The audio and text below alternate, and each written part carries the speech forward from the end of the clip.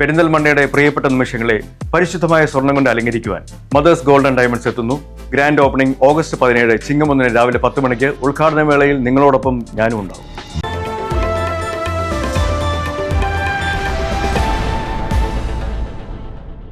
സാങ്കേതിക കാരണങ്ങളാൽ തിരഞ്ഞെടുപ്പ് ഉദ്യോഗസ്ഥർ അസാധുവാക്കിയ സ്പെഷ്യൽ പോസ്റ്റൽ ബാലറ്റുകൾ പരിഗണിക്കണമെന്ന എതിർകക്ഷിയുടെ വാദങ്ങൾ നിയമപരമായി നിലനിൽക്കില്ല എന്നതുകൊണ്ടാണ് പെരിന്തൽമണ്ണ മണ്ഡലത്തിൽ തെരഞ്ഞെടുപ്പ് കേസ് UDF സ്ഥാനാർത്ഥിക്ക് അനുകൂലമായതെന്ന് മുസ്ലിം ലീഗ് പെരിന്തൽമണ്ണ മണ്ഡലം ജനറൽ സെക്രട്ടറിയും UDF കൺവീനറുമായ advocate S. Abdul Salam പറഞ്ഞു.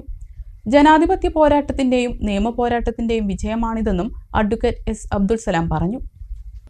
തെരഞ്ഞെടുപ്പ് നോമിനേഷൻ കൊടുത്തത് മുതൽ നജീബ് കാന്തപുരത്തിൻ്റെ കൂടെ ഈ ഹൈക്കോടതി നിയമ പോരാട്ടത്തിൻ്റെ ഒപ്പവും കൂടി നിന്ന ഒരു വ്യക്തി എന്നുള്ള നിലക്ക് ഈ കേസ് നജീബിന് അനുകൂലമായി വന്നതിൽ വളരെയധികം സന്തോഷമുണ്ട്.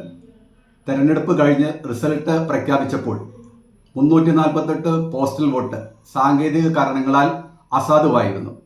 സാങ്കേതിക കാരണങ്ങളാൽ അസാധുവായ വോട്ട് വീണ്ടും പരിഗണിക്കണമെന്നും അത് എണ്ണിയാൽ ഇടതുപക്ഷ സ്ഥാനാർത്ഥിക്ക് ജയിക്കാൻ സാധ്യതയുണ്ട് എന്ന് പറഞ്ഞായിരുന്നു തോറ്റ സ്ഥാനാർത്ഥി കേസ് കൊടുത്തിരുന്നത്.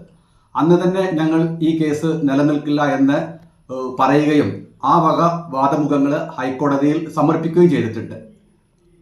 പോസ്റ്റൽ ബാലറ്റ് സാധുത കിട്ടണമെങ്കിൽ ഡിക്ലറേഷൻ അതുപോലെ തന്നെ ബാലറ്റിൻ്റെ കൂടെയുള്ള പേപ്പറുകളൊക്കെ വളരെ സാങ്കേതിക തകരാറുകളില്ലാതെ പൂരിപ്പിക്കുകയും അത് സമർപ്പിക്കുകയും വേണം. എന്നാൽ ഈ കേസിൽ ഡിക്ലറേഷൻ അടങ്ങിയ ഫോറങ്ങളൊക്കെ സാങ്കേതിക തകരാറുകൾ കാരണം സ്വീകരിക്കാൻ പറ്റാത്തതായിരുന്നു.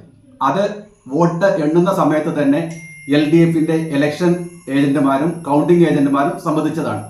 പിന്നീട് മാർജിൻ 38 വോട്ടായതുകൊണ്ട് ഒരു ചാൻസ് എടുക്കുക എന്നുള്ള ഉദ്ദേശത്തോടു കൂടിയാണ് എതിർ സ്ഥാനാർത്ഥി ബഹുമാനപ്പെട്ട കേരള ഹൈക്കോടതിയെ സമർപ്പിച്ചത്. അന്ന് തന്നെ ഹൈക്കോടതിയിൽ അവരുടെ വാദമുഖങ്ങൾ ഓരോന്നായി ഖണ്ഡിക്കാൻ നജീബിനും അതുപോലെ തന്നെ ഞങ്ങളുടെ നിയമ പോരാട്ടത്തിന് നേതൃത്വം കൊടുത്ത ടീമിന് കഴിഞ്ഞിരുന്നു. അവരുടെ വാദമുഖങ്ങൾ സാങ്കേതിക തകരാറ് സംഭവിച്ചത് ഉദ്യോഗസ്ഥരുടെ കാരണം കൊണ്ടാണ് എന്നാണ് പറഞ്ഞത്. വാസ്തവത്തിൽ ആരുടെ കാരണം കൊണ്ടാണ് തകരാറുണ്ടായാലും അത് ഇലക്ഷനിൽ അത് നിർണായകമാണ്. അത്തരത്തിലുള്ള ബാലറ്റ് അസാധുവായി തന്നെ പ്രഖ്യാപിക്കണം. ഈ കേസുമായി ബന്ധപ്പെട്ട് 1952 ബഹുമാനപ്പെട്ട സുപ്രീം കോടതിയുടെ ഒരു ഫുൾ ബെഞ്ചിന്റെ വിധി ഈ കാര്യത്തിൽ ഞങ്ങൾക്ക് അനുകൂലമായിരുന്നു. അത് കോടതിയിൽ സമർപ്പിച്ചു.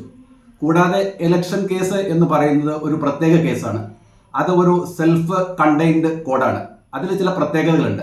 ആ രൂപത്തിൽ തന്നെ ആ കേസ് നടത്തുകയും വേണം. KP മുസ്തഫ ഫയൽ ചെയ്ത കേസിൽ അദ്ദേഹത്തിന് ദ്വിമുഖ വാദങ്ങളായിരുന്നു. സത്യത്തിൽ ഒരു ഇലക്ഷൻ കേസിൽ അത്തരത്തിലുള്ള വാദങ്ങൾ ഉണ്ടാവാൻ പാടില്ല. നിയമത്തിന്റെ ഭാഷയിൽ പറഞ്ഞാൽ ഇൻകൺസിസ്റ്റന്റ് പ്ലീ എന്നാണ് അതിന് പറയാം. അദ്ദേഹം പറഞ്ഞിരുന്നത് 348 വോട്ടുകൾ സാധുവായിരുന്നു, അത് ഉദ്യോഗസ്ഥരുടെ കാരണത്താലാണ് മാറ്റിവെക്കപ്പെട്ടത് എന്നായിരുന്നു അദ്ദേഹത്തിന്റെ വാദം. പിന്നീട് അത് മാറ്റി അദ്ദേഹം പറഞ്ഞത് സാങ്കേതിക തകരാറ് ഉണ്ടായത് വോട്ടർമാരുടെ കുഴപ്പം കൊണ്ടല്ല, അത് ഉദ്യോഗസ്ഥന്മാരുടെ കുഴപ്പം കൊണ്ടാണ് എന്നാണ് പറഞ്ഞിരുന്നത്. ഒരു വാദത്തിലെ അയാൾക്ക് ഉറച്ചു നിൽക്കാൻ കഴിയുമായിരുന്നുള്ളൂ.